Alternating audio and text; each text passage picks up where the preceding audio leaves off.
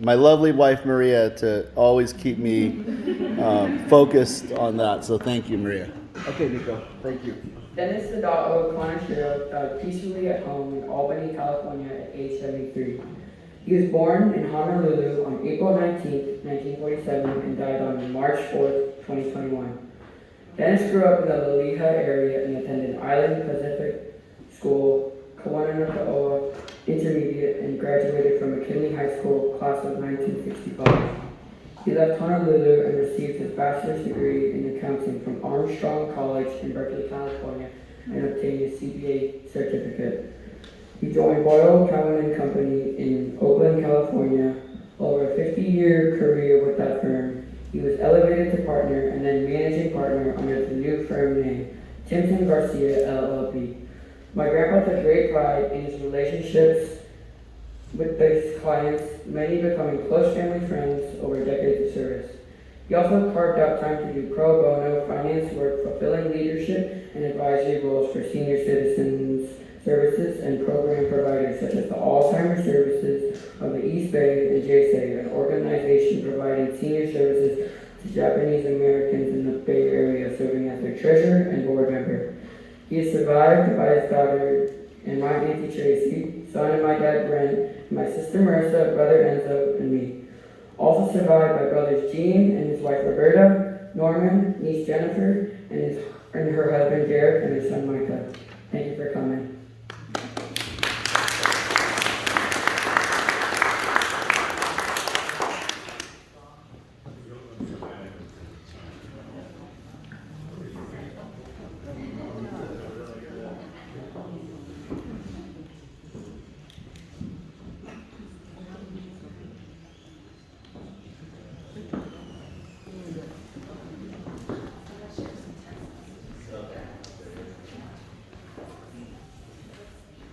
Hi, everybody. So my name's, is it on? You here?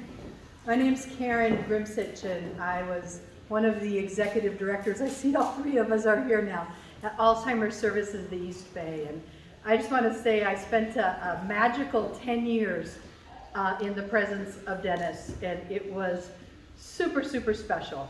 As an executive director, I got the social side of it, but the finance side was where I really needed support. And there was no dumb question. I talked to Dennis at least once a week. I could ask him anything, and we'd get together probably at least once a week too. There were moments where I learned like life lessons through accounting. Learning about life from Dennis through accounting, which I think was one of his real gifts. And one was developing the budget for an Alzheimer's center. And he would say, hey, make it a dream. What do the people with Alzheimer's need? What do their caregivers need? Dream your budget. It's not about constraints, it's about what do you want. And out of that came one of my favorite sayings in my life, where with Dennis we called it faith-based accounting. And that was the accounting we did for the Alzheimer's, and it worked. So for the I was there for 20 years working with Diane and Michelle. But for the 10 years I was executive director, I really got to carve out Dennis time. And I wanted to tell you a couple of the faith-based accounting stories, because it's so real. One was calling Dennis going, we don't have enough money for payroll on Thursday. You know, what are we gonna do? And we are $6,000 short. And Wednesday night, there's a deposit in the bank for $6,000. Now, is that a magic Dennis moment? Maybe, right? He probably helped us out, as he always did. But another one that was so faith-based was one year we were finishing June 30th, $120,000 short. It had been a really hard year, which is hard for a small nonprofit. And Dennis is like, it's okay, these things happen, we can go into the reserve, we have equity. It's not that you didn't do anything wrong, there's just these cycles. And I'm like, oh my gosh. And then again, June 27th, what falls out of the sky but an estate deposit. So it wasn't Dennis this time, it wasn't another, but for about $130,000. And then Dennis is like, we're both just like, what? How does this happen? How do we keep getting these gifts? And we looked into it, it's just a very sweet story. We found the name, we went backwards, they weren't a client. You know, what was it? And it was, we finally talked to a social worker who goes, oh, I remember, and found her notes, and she said this elderly man had come in right at 6 when we were closing, and he said, my wife has advanced Alzheimer's, and I was just diagnosed with a terminal illness, and coming straight from the doctors. What do I do? And the social worker sat with him, and it's, stayed an hour after work, and they sat and they talked. It's like, really, if there's no other family, you're probably gonna have to place her. Maybe we can help you do that while you're here. And just kind of had an honest heart-to-heart conversation with this guy. So we knew him for an hour, and that was the $130,000 check 4 years later on the year when we were $120,000 short through Dennis Kaneshiro's faith-based accounting. And it all came back to that. He was magical, his spirit was magical, and I still really carry his life lessons.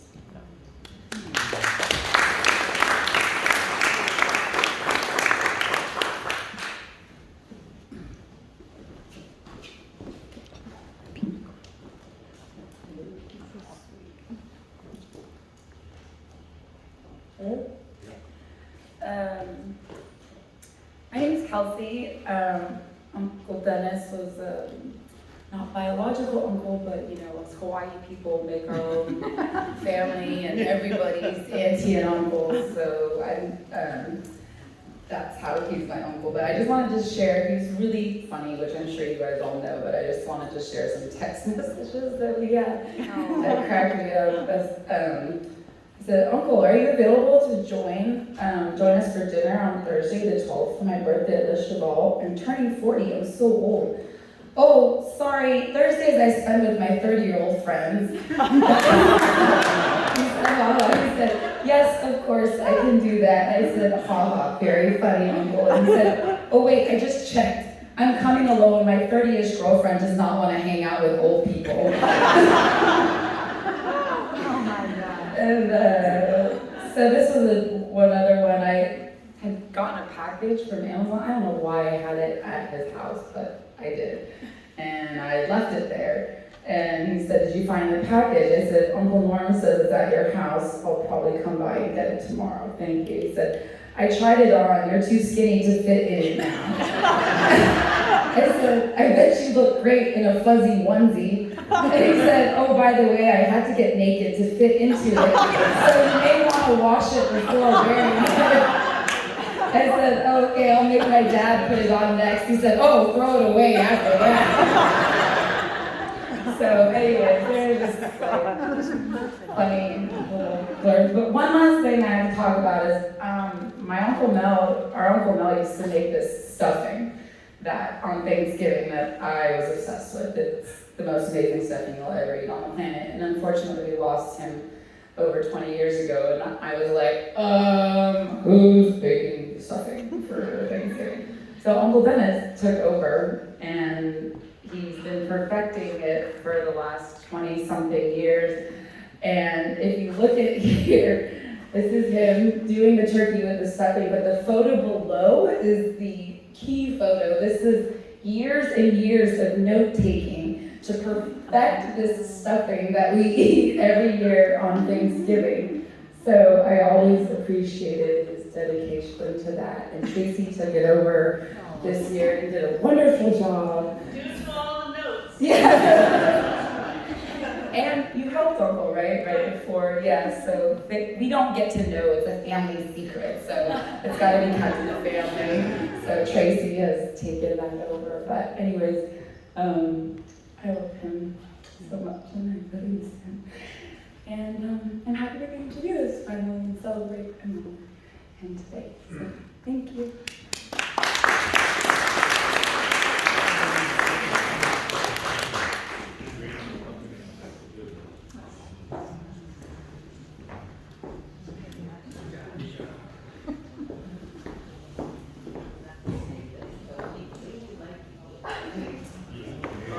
Hi everyone. For those of you that don't know me,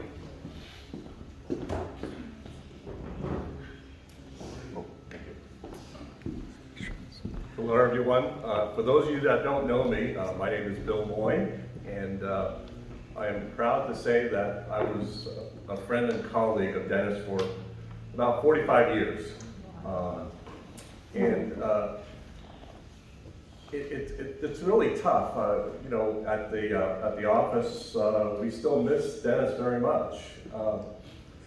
Because for those of you that knew Dennis, he was always at the office. And it didn't matter, you know, we were at, I was with him at 2 different offices. We were in downtown Oakland at 1610. We spent about 25 years there, and then the last 20 years in Jack London Square. But, you know, whenever you went in, Dennis was always there. Whether it was the weekend, at night, he was there. It seemed to be like his, I'll say his base of operations. But he would be there before going to a 49ers game. He'd be at the office. Before going to a Giants game.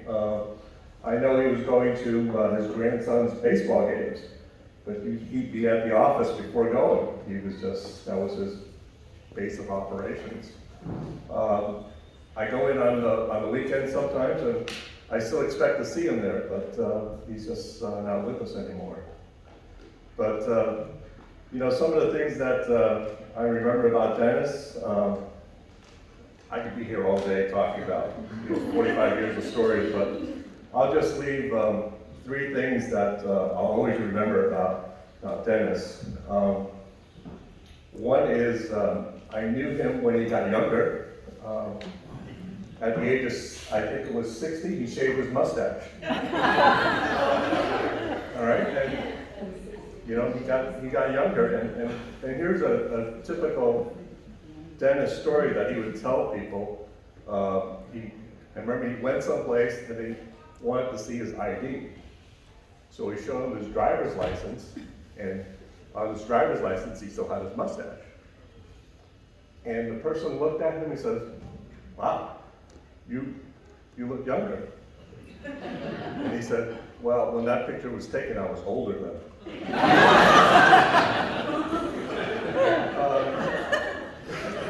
A couple other things that I'll always remember. For those of you that used to get handwritten notes from Dennis, he had this very neat handwriting. It was small, very neat. Unfortunately, you couldn't read it. And then the last thing that I will say is that I don't know anyone that could drink more Johnny Blacker Walker than Dennis. He just, I don't know where he put it. But Dennis, we miss you.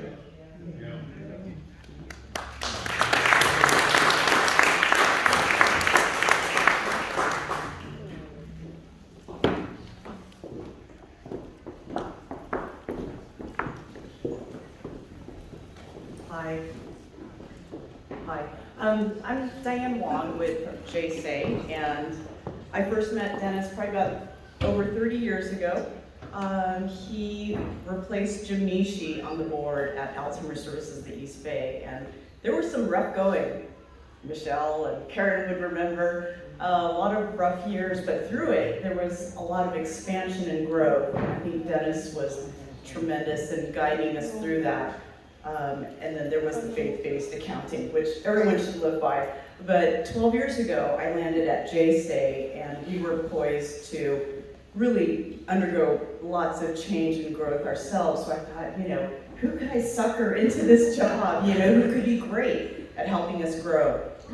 And he foolishly said yes, and we were so glad to have him. He got us through a capital campaign. He helped us find our new home and just really put us on solid footing. So I think if I count all the families at JSA and ASEB through the years, it's been, you know, thousands of lives that he's touched, and just that warm, funny, loving spirit. I mean, every time we had a hard decision, and there were many, he always came down to the side of, you know, how were the people impacted and how do we support families and the staff. So that just will stay with me forever, and I thank the family for letting him share his time with us, because it was a lot.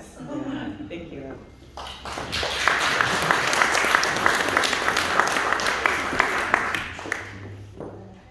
So you get the whole ASEP family. My name is Michelle Pope, and I am the current Executive Director of Alzheimer's Services of the East Bay. And you know all about that part, but what I'm going to share with you is a story of the man that he was. I got a call from him one Friday, and he asked me what my son was doing. And I said, I don't know. So he said, well, give him a call and find out if he likes race cars. So I don't know how old Milton was, but of course he loved race cars. And he came to our house and picked up Milton and took him to Sears Point to the racetrack. They spent the whole day together, and they came back, and that Monday he called me. He said, "That's your kid?" And I said, "Yeah." And he said, "You talk a lot and you know how to break ice." He looked at me and stared at me. He didn't know what to say to me. And I said, "Well, what did you guys talk about?" And he said, "You know, he's gonna be all right. He's a fine young man." And we had a wonderful time talking about cars, and they spent the day together. And Milton is now 33 years old. And I called Dennis not too long ago, and I said, "Guess what Milton's favorite drink is?" And he said, "What?" I said, "Johnny Walker." He said, "I knew I liked that boy." I will miss Dennis because even though he was not on the board, and even though our time together was not a lot over the last decade, he called me every year to find out how ASEP was doing. The current accountant that we have, he referred Irenia to us. She worked with him as an intern, and she is now our accountant. But every year, after Karen allowed me to sit in her chair, he called me just to say, "How are you doing?" And that is the sign of a true human being who understands that we are our brother's keeper. Thank you, Dennis, for being the keeper of ASEP. We love you.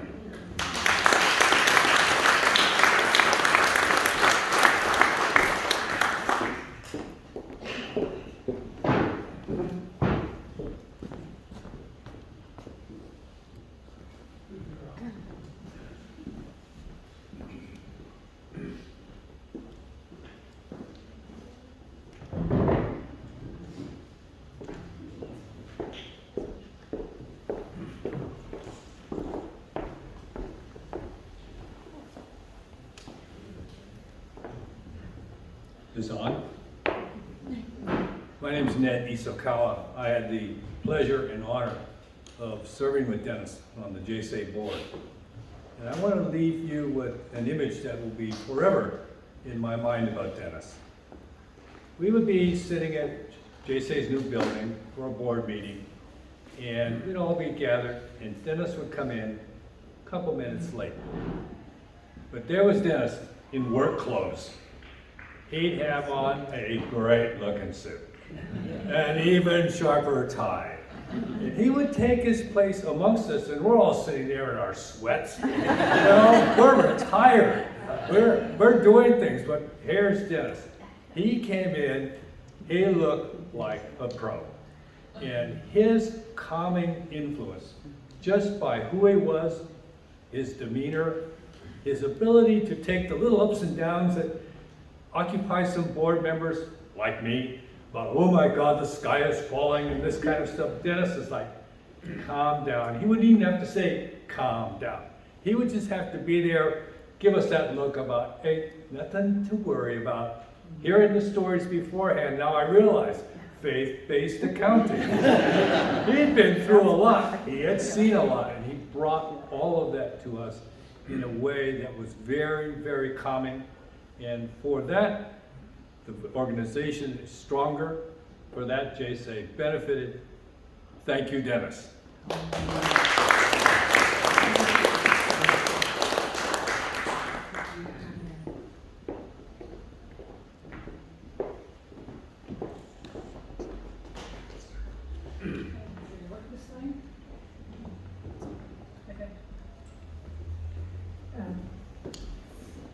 Stand occasion. I miss Dennis terribly. I've known him about 30 years, but before I knew Dennis, I knew the Columbia Inn in Honolulu very well.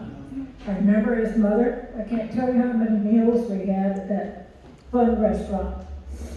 And then when I married Jack Cutter, I met Dennis. And we had some really fun adventures.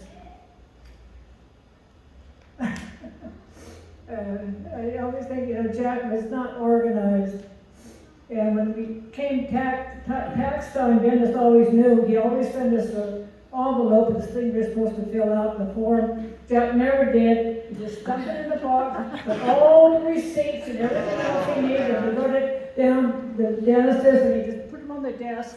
And Dennis would carefully trying to go through everything. He knew how organized Jack was, but he never complained about it.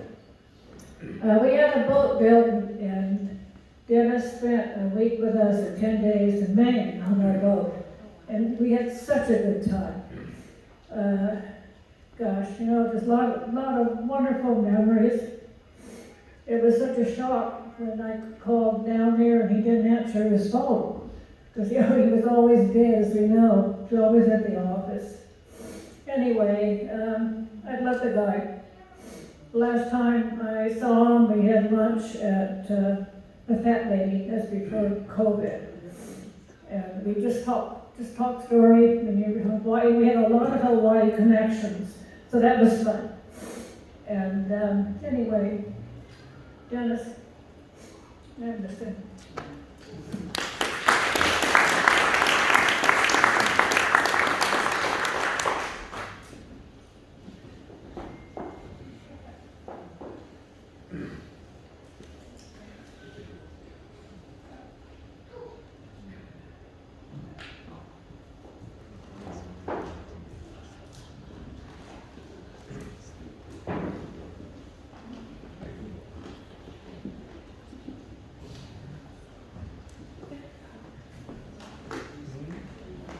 Well, let's just enjoy lunch together, and we have the mic here, so as you feel, just please come up if you'd like to.